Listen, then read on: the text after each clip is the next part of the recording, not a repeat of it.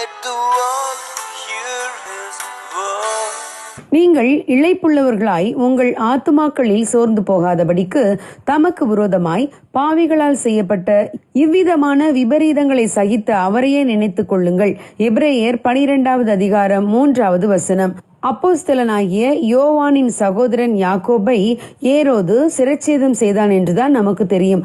ஆனால் அவருக்கு மரண தண்டனை நிறைவேற்றப்பட்ட நேரம் நடந்த சம்பவத்தை ஃபாக்ஸஸ் புக் ஆஃப் மார்டர்ஸ் என்ற நூலில் இருந்து நாம் அறிய முடியும். யாக்கோபை சிரச்சேதம் செய்யும்படி கட்டளையிட்டது ஏரோது ராஜா என்றாலும் யாக்கோபின் மேல் குற்றம் சாட்டி அவரை இந்த நிலைக்கு தள்ளியது ஒரு தனி மனிதன். யாக்கோபுக்கு மரண தண்டனை விதிக்கப்பட்டு அவர் கொலைக்களத்துக்கு நேராக நடத்தி செல்லப்பட்ட போது யாக்கோபு நடந்து கொண்ட விதத்தை பார்த்து அவர் மேல் குற்றம் சாட்டினவன் வெகுவாய் தொடப்பட்டான். அவனும் தான் இயேசு கிறிஸ்துவை விசுவாசிப்பதாக தன் விசுவாசத்தை அறிக்கையிட்டான். அந்த மனிதன் யாக்கோபிடம் வந்து தன்னை மன்னிக்கும்படி கேட்டபோது யாக்கோபு, சகோதரனே, உனக்கு சமாதானம் உண்டாவதாக என்று சொல்லி அவனை கட்டி தழுவி முத்தமிட்டார். இயேசு கிறிஸ்துவின் மேல் கொண்டிருந்த விசுவாசத்தை அறிக்கையிட்டதால் யாக்கோபு மட்டும் சிரச்சேதம் செய்யப்படவில்லை. யாக்கோபை குற்றம் சாட்டின இந்த மனிதனும் தான் இயேசு கிறிஸ்துவை விசுவாசிக்கிறேன் என்று கடைசி நேரத்தில் அறிக்கையிட்டதால் அவனையும் யாக்கோபோட சேர்த்து சிரச்சேதம் செய்தார்கள்.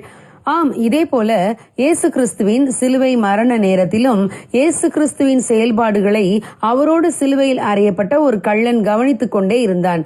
இயேசு கிறிஸ்து எல்லா அவமானங்களையும் அடிகளையும் பொறுமையாய் சகித்ததையும் தம் பிதாவிடம், பிதாவே, இவர்களுக்கு மன்னியும், தாங்கள் செய்கிறது இன்னதென்று அறியாமல் செய்கிறார்கள் என்று அவர்களுக்காக வேண்டிக் கொண்டதையும் பார்த்த கள்ளன் தொடப்பட்டான்.